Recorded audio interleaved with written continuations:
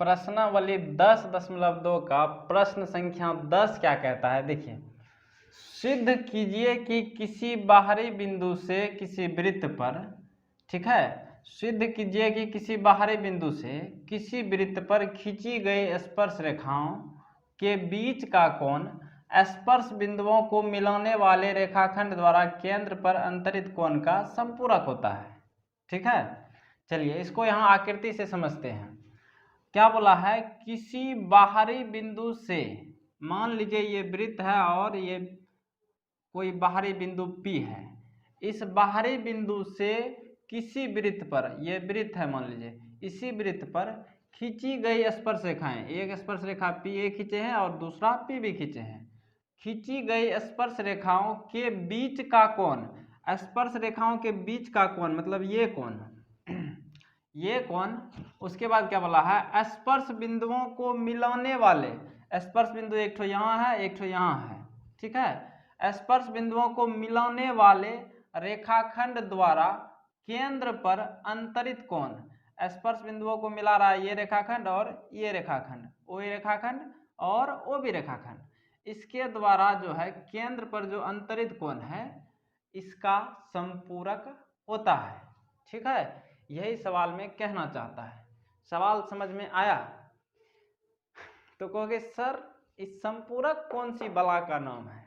तो कोई दिक्कत नहीं है, संपूरक आपको हम 0 क्लास में बताए थे, हैं?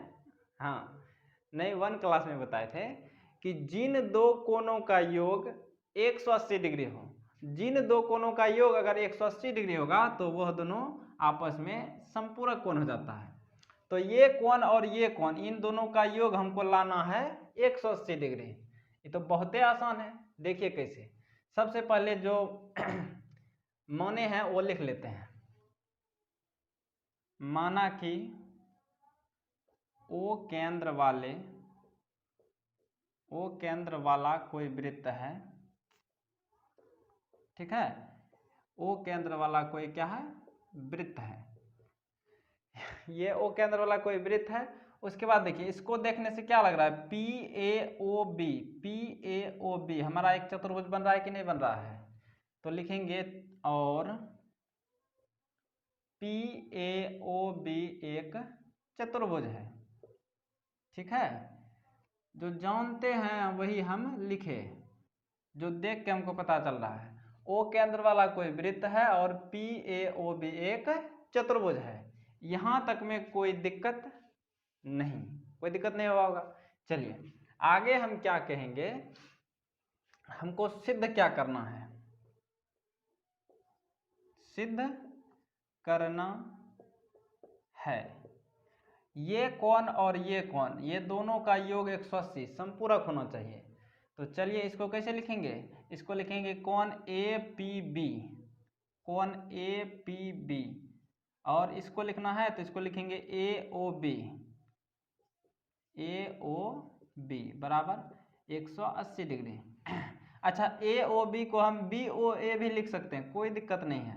उसी तरह APB को हम BPA भी लिख सकते हैं, क्योंकि बीच में खाली ए वाला मान आना चाहिए। ठीक है, तो कोण APB प्लस कोण AOB का मान 180 लाना है। अब कैसे आएगा बच्चवा, फेरा तो यहाँ है, तो कोई दिक्कत नहीं है। यहाँ लिखेंगे उपपत्ति।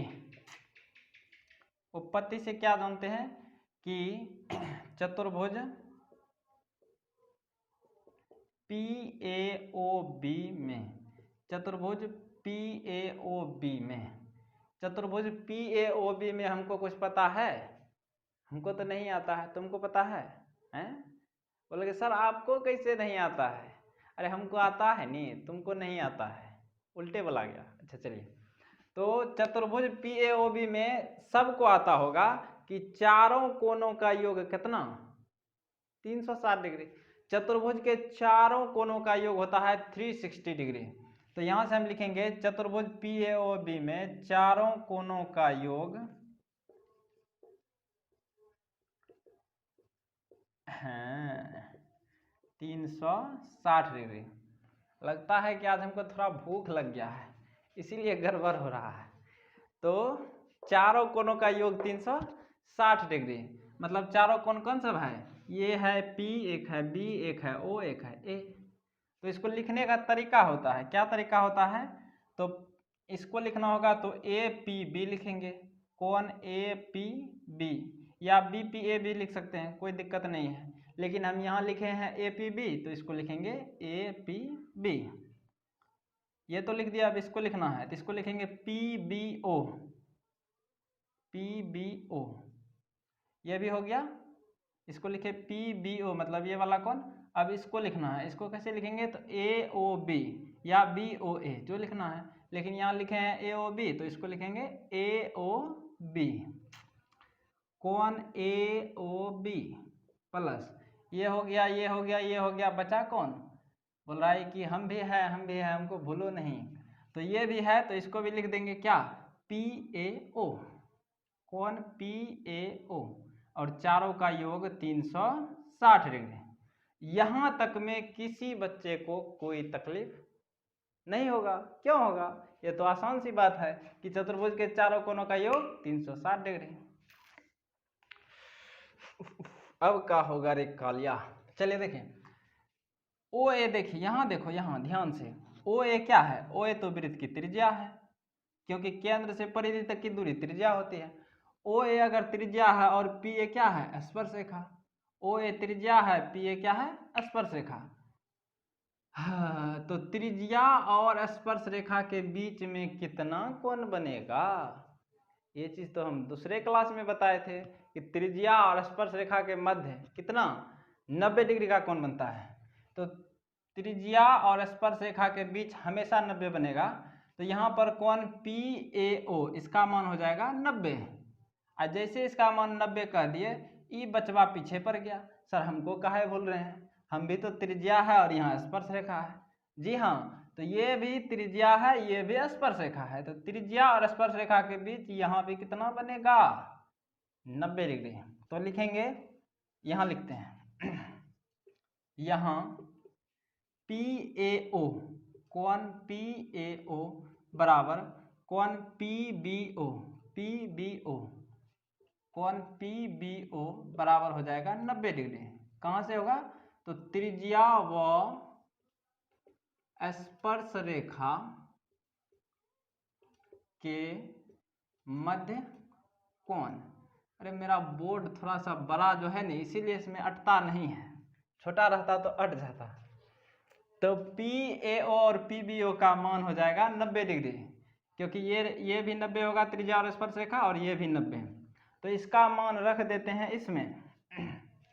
तो लिख देंगे कोण APB प्लस PBO, PBO का मान कितना है 90 डिग्री, प्लस AOB, AOB का तो पता नहीं है,